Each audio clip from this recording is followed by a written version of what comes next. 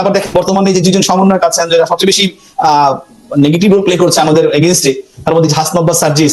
এখানে সার্জিস ও ছাত্রলীগ করতো সরাসরি, ওর বাবা কিন্তু একটা রানিং ওয়ার্ড আওয়ামী লীগের সভাপতি এবং উপজেলা আওয়ামী লীগের ভাইস প্রেসিডেন্ট। আপনি কিভাবে বলবেন তার বাবা আওয়ামী লীগ রাজনীতি করছে? কার মনে কি আছে সেটাকে অন্তর্যামী কেউ না, জানার কোনো সুযোগ কিন্তু। ধন্যবাদ। আমি যখন দায়িত্বে ছিলাম তখন 2019 সালে দায়িত্ব শেষ করি সেপ্টেম্বরে। তো ওই সময় হাসনাত বা সার্জিস ওরা হচ্ছে সম্ভবত সেকেন্ড ইয়ারে উঠেছে আর কি, মানে ফার্স্ট ইয়ার শেষ করে সেকেন্ড ইয়ারে আসছে। তো এরকম একটা জুনিয়র ছেলেকে চেনার বা জানার কোনো সঙ্গত কারণও নেই আমাদের জায়গা থেকে।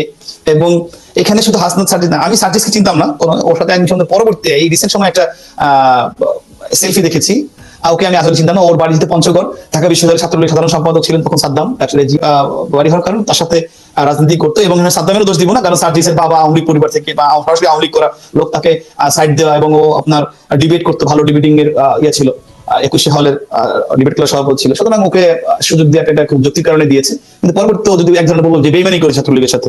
আর হাসনাতের কথা বলেন, হাসনাতকে আমি চিনতাম না। ওর যখন একটা আপনার যারা ঢাকা বিশ্ববিদ্যালয় দীর্ঘদিন যাবত যে একটা প্রবলেম ছিল যে রেজিস্টার বিল্ডিং এর যে হয়রানিটা দীর্ঘসূত্রিতা হয়, সেটা নিয়ে অনেকদিন ধরে কথা হচ্ছিল। তো ও যখন এই ইস্যুটা নিয়ে আপনার আমরণ অনশনে বসে রেজিস্টার বিল্ডিং এর সামনে, তখন একজন সাধারণ শিক্ষার্থী হিসেবে আমি ওকে, যে ঢাকা বিশ্ববিদ্যালয়ের শিক্ষার্থী এইভাবে বসছে একটা যৌক্তিক দাবি নিয়ে, আমি সেই দাবির প্রতি সহমর্ম জানিয়ে সেখানে গিয়ে সংহত জানিয়েছি। আর অনেকে জানিয়েছে, আমি জানিয়েছিলাম, যেহেতু ডাকসুর জিএস হিসেবে ঢাকা বিশ্বের শিক্ষার্থী আমাকে ভোট দিয়ে নির্বাচিত করেছে, তাদের কেউ একজন, যে কেউ, সে যে দলের বা মতের হোক, সে একজন যদি যৌক্তিক কথা বলে, দাবি জানায়, তার পাশে থাকা আমার দায়িত্ব। এবং এই জায়গাটা আমি আক্তার হোসেন, বর্তমান যে নাগরিক কমিটির সদস্য সচিব আক্তার, আমার ডিপার্টমেন্টের ছোট ভাই, তো ও যখন আপনার এসে আপনার আমি যখন ছাত্রলীগের সেক্রেটারি, তখন একটা প্রশ্ন ফাঁস নিয়ে বি ইউনিটের প্রশ্ন ফাঁস হয়ে গিয়েছিল ঢাকা বিশ্ববিদ্যালয়। সেই প্রশ্ন ফাঁস নিয়ে আন্দোলন, ও রাজু ভাস্কর্য ও আমরণ অনুসারে বসছে একজন।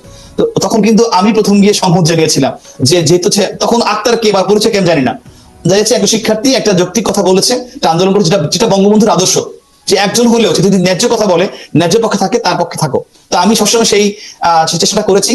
আমি কোনো ব্যক্তি দেখি নাই, দেখেছি তার কাজটা কি, তার উদ্দেশ্যটা কি। সে যখন বলেছে আমি বলেছি, এবং আমি বলার কারণে ওই সময় ওর পাশে বসে আমি কিন্তু প্রক্টরকে ফোন দিয়েছিলাম যে স্যার এটাকে মানতে হবে, এটা যৌক্তিক, পরীক্ষা আবার হতে হবে। এবং আমাদের বা ছাত্রলীগ পরবর্তী সাদ্দামও সংহত জানিয়েছে, এবং আমার এবং সাদ্দামের চেষ্টায় কিন্তু ওই সময় ওই পরীক্ষাটা আবার হয়েছিল, দাবিটা মেনে নিয়েছিল। তো এরপরে আপনার দেখেন হচ্ছে আরেকটা সমন্বয়ের সঙ্গে কাজ করেছে মহিউদ্দিন রহমানের একটা ছেলে। তো ও যখন আপনার এই যে রেলের দুর্নীতি নিয়ে কথা বললো, তখন তো ওর ব্যক্তি পরিচয় কি জানতাম না, একজন সাধারণ শিক্ষার্থী। আমি কিন্তু সেখানে গিয়ে এবং পরবর্তী ব্যারিস্টার সুমন ভাই জানেন, আমরা গিয়ে কিন্তু সংহত জানিয়েছি এবং পক্ষে দাঁড়িয়েছে যে 6 দিন বা 7 দিন একটা ছেলে দাঁড়িয়ে আছে। এখানেও আপনি দেখেন যে ও আন্দোলন করছে 6 বা 7 দিন, ও বসে আছে রেল স্টেশনে, একটা ছেলে ঢাকা বিশ্ববিদ্যালয়ের শিক্ষার্থী, ও বিভিন্ন ধরনের কর্মকাণ্ড করছে। একজন রেল থেকে একজন প্রতিনিধি গিয়ে কিন্তু সাথে কথা বলে নাই, একজন এনএসআই, একজন ডিজিএফআই অথবা যে কোনো প্রতিনিধি রাষ্ট্রের কি হয়েছে, ঠিক আছে এটা আমি পার্সু করি, এটাকে বসে সমাধান ব্যবস্থা করি। আমরা যখন গেলাম, যখন স্পার্ক করলো, তখন কিন্তু আসলো। তো এইভাবে কে ব্যক্তির নামের সাথে আমার কোনো সংশ্লিষ্টতা নাই। আমি আগে বলছি, আপনি এখানে হাসনাত বলেন বা রনি বলেন বা যে যাদের কথা বললাম আক্তার, এরা যখন ন্যায্য কথা বলছে, আমি এই দাবিগুলা, এই চেষ্টা যদি আমাদের ছাত্রলীগের একজন কর্মীর পক্ষ থেকে আসতো, আমি অনেক বেশি খুশি হতাম।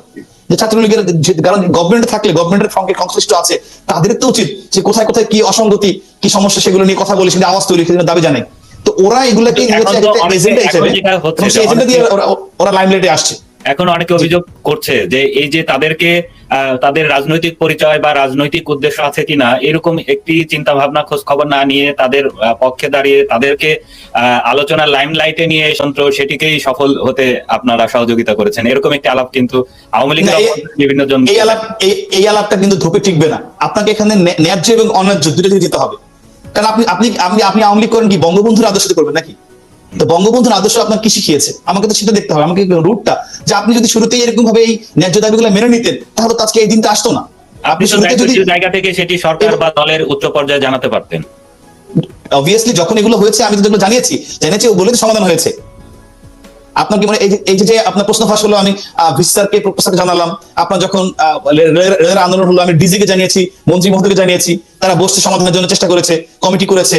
তারপরে আপনার যখন এই যে হাসনাত বসলো, তখন আমি আমাদের ভাইস প্রেসিডেন্ট স্যারকে জানিয়েছি, স্যার সঙ্গে সঙ্গে দাবি মেনে নিয়েছে।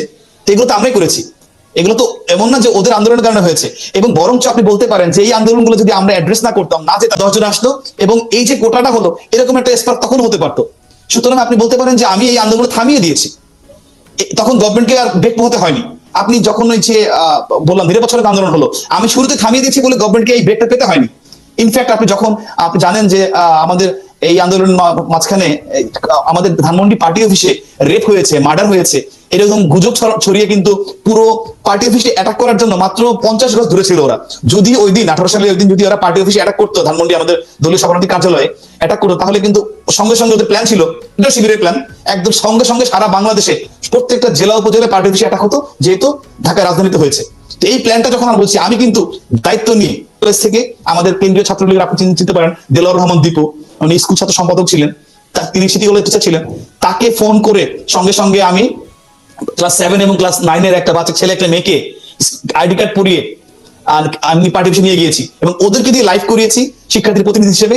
সেই লাইভে ওরা পুরো পার্টি অফিস ঘুরে দেখেছে, দেখে বলেছে যে, আমি বলছি দেখো তোমরা প্রত্যেকটা একদম each and every inch corner of party office, তা দেখে ছাদে গিয়ে বলেছে যে না, এটা গুজব, আপনারা বিশ্বাস করবেন না, আমরা প্রতিনিধি হিসেবে আসছি, এখানে কোনো মার্ডার হয় নাই, কোনো রেপ হয় নাই।